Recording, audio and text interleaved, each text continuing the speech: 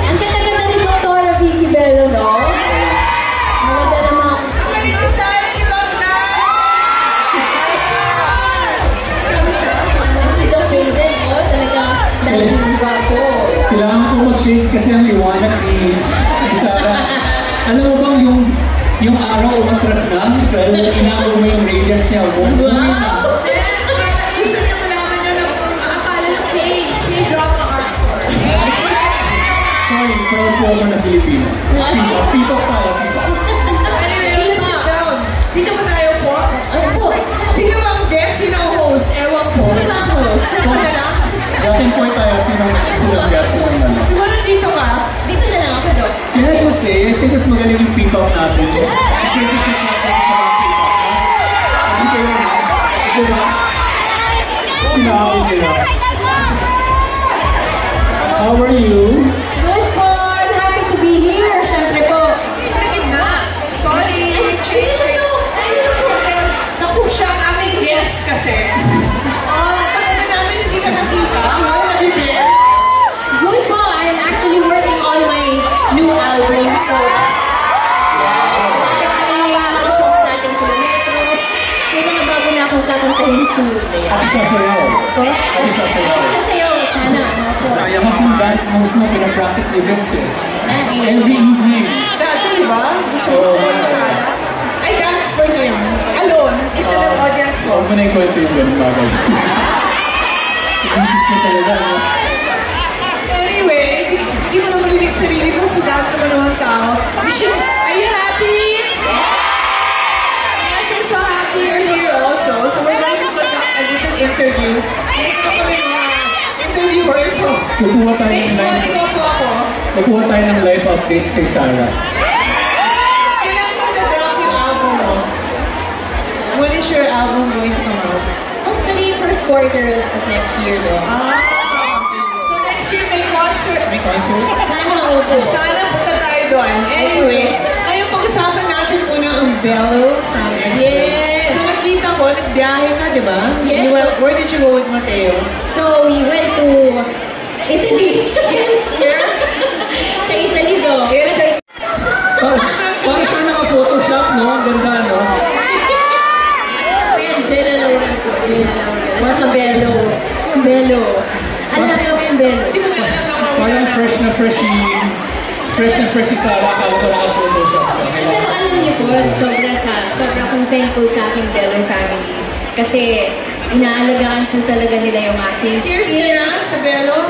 Hindi ko na alam, Dok, eh. Since 2005, Okay. Mas mga ganun. basta tagal lang niya sila. 20 years na. Di ba? Kilala ko siya yung ano pa. Hindi, malaki ka na. Pero very ano pa. Hindi ka pa sophisticated na gano'n ang hair. Di ba? Pero ang galing na rin niya sumayaw ever since before. Anyway, lagi akong tinatanong ng mga tao, what is the best anti-aging cream? Ang sagot ko palagi ay sunscreen. Kasi yung sunscreen, yung sun, talaga nakakatanda. Yeah, it's the fastest way to get old. And then, yung free radicals, alam niyo yung free radicals, parang mga Pac-Man cells, kinakain yung mukha mo. Yung protein. Kahit pag nagluluto ka, no, yung heat. Yeah, kahit So, nagluluto ka pa ba? opo, nag-debate. Ang sarap niya mag-bake. I still dream of your strawberry shortcake, cupcakes, and ano yung isa na favorite truffle ba? Ano yung isa? Or peanut butter? Ano ba? Dalawa yung favorite ko eh. Ay, yung sticky dates po. Sticky dates, yan. Really good. Maganda talaga yung produkto, Doc. Maganda talaga. Alam mo, kahit sa bahay lang kayo, yung computer, may ilaw yun, nakakaitim din yun. Pero if I look at Sarah's skin, walang blemish, walang hyperpigmentation, walang smile. Walang wrinkles sa mata. Dahil, ano naman ang ginagamit mo dyan? Anong secret mo? Ba't hindi ka nagkaka-wrinkles? Pero, Doc, normal naman tayo magka-wrinkles. Pero, ini-improve niya yung fine lines. Parang it improves, no? Yeah, so we have the eye cream now. Eye cream. Assistant. Ako yung merchandiser. Ako yung merchandiser nila. This is a triple acting eye cream. Alam mo magkano? I'm not gonna ask your age. Okay lang po. Pero unang tumatanda sa atin yung eyes, diba? Yeah, kasi everybody follow me. pinch your eye. Pinch. Yan, good. Pinch your cheek. Ano mas makapal? Obviously, makapal ko pa. Pero yung eyes kasi, madaling tumanda dahil napakanipis ng balat. At saka kung ano-anong ginagawa natin, ginagawa mata natin. Sa makeup ko. Tapos when you make makeup, ang mga ganun-ganun binukulat mo. Kaya kailangan talaga ng eye cream. Can I borrow your finger? Kasi medyo nabali yung finger ko. Ang ganda naman. Eto. So, down. Ito lang. When you apply the eye cream, use this. Like that. Gently. Huwag na pa yung gano'n, ha? Kasi napupunit yung balat. Gentle. This is very important. Hindi nyo kailangan ng sobrang daming ice cream. Hindi nyo kailangan ng sobrang daming eye cream. Yung iba kasi ginagawa punong-puno. Actually, hindi maganda yun para sa eyes nyo.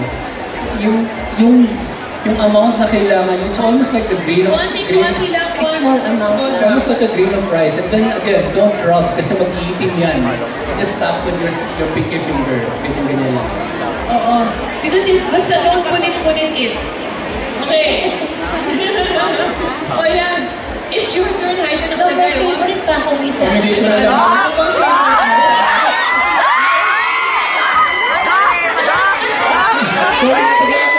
Yung pimple patch, I'm sure nakita niyo yung pimple patch maliit na bilogan, no? Correct. Yung pimple patch, it's not just to cover the pimple. Hindi yan yung main use niya. Ang main use ng pimple patch natin is to absorb, pag tinikit mo yan, being a wound care product, hinihila niya yung, kapag hinihigop niya yung blackhead, hinihigop niya yung oil. Kaya pagkagamit yan after 24 hours, ilang the bacteria. That's why pagkatapos nyo gamitin yan, after 24 hours, pagkita nyo may kulay puti. Which means two things. Number one, hindi pwedeng isang linggo yan nandyan sa face mo para makatipid. You have to change it, especially pag nakita mo namumuta na. Marami naman siya doon. Number two, wala yan sa size ng pimple patch. It doesn't matter kung ganyan kalaki yung pimple patch o ganyan kaliit yung pimple patch. Ang importante na cover natin yung pimple. Now, hindi siya pwede sa lahat ng klaseng pimples because there are cystic acne pimples. You know what cystic acne is? 10 minutes na lang daw, kailangan ko ng bilisan. Meron cystic acne, meron din yung mga normal acne na parang may mata. It's best for those pimples na meron ng mga mata. Pero kapag magang-maga yung acne, na may you go na to the clinic. Pero na-absorb na yung oil and bacteria, nagiging flat. Diba? Ano one time, Doc, parang may cystic pimple ako, nilagay ko yung patch, hindi na siya tumuloy. Hindi na siya... It also protects it from you making tiris-tiris there your pimple. Joyce, is this buy one take one sa booth? Siya available sa Bella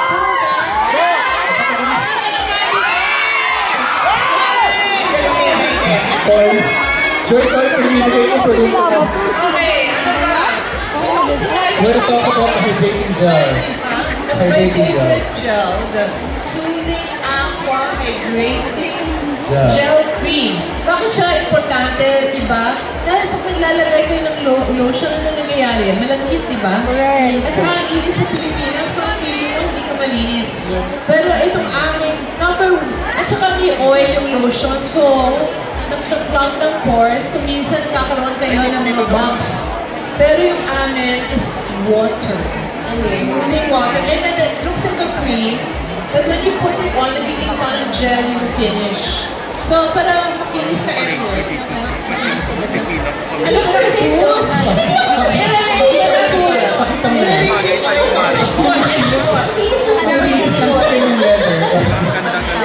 ang puti siya. Wala akong sample ng soothing lotion.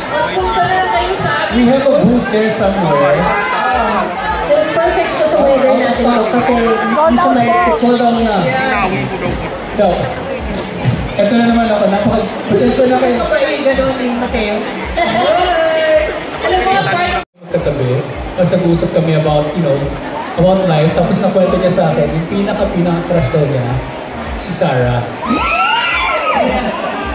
Pero kasi sinabi kay Sarah, hindi ko kailangan sabihin, hindi ko pwedeng sabihin sa inyo. Ay, hindi pa kayo nun.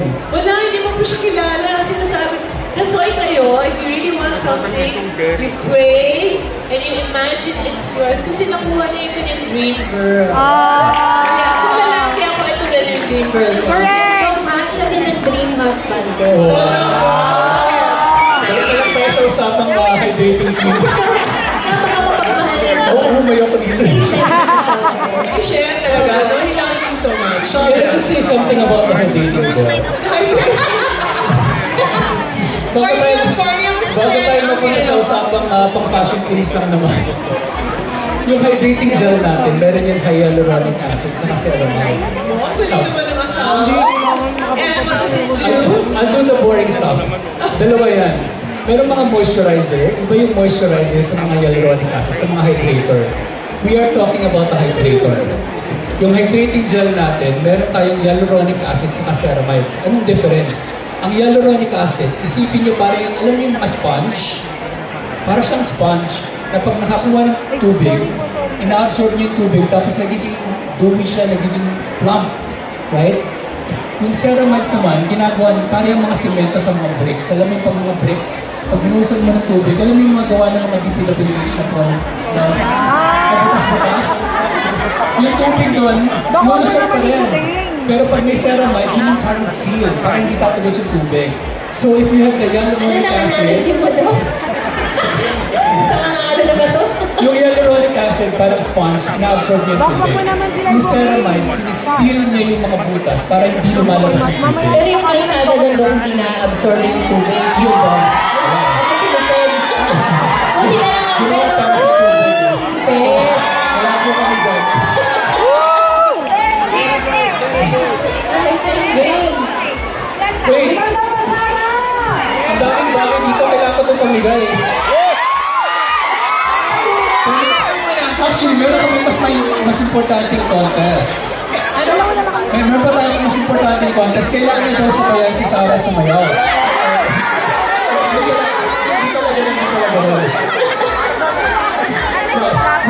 We are looking for... Okay, patayin mo. So, yung contest natin, I hope you don't mind, we are looking for 10 individuals who have visited the booth and have bought some items. Bakit kami nasa po, bibilang si Sarah ng tatlo, kaya mag-focus ka na kasi bibilang ng tatlo. Bibilang siya ng tatlo, the first 10 people who will come to the come on stage with a picture of with your product and even a picture of the booth. Or kung gusto nyo dalhin yung booth, pwede din. We will give you a special package. You will have a special photo pala. Akala ko special package. May special package yun pala.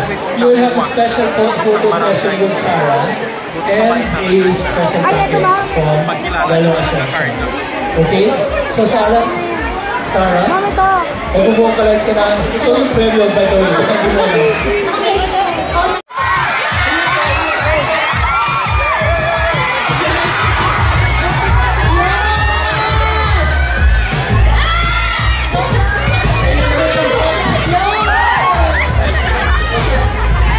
Okay. Okay. Bilang kami tatlo, yung first time daw.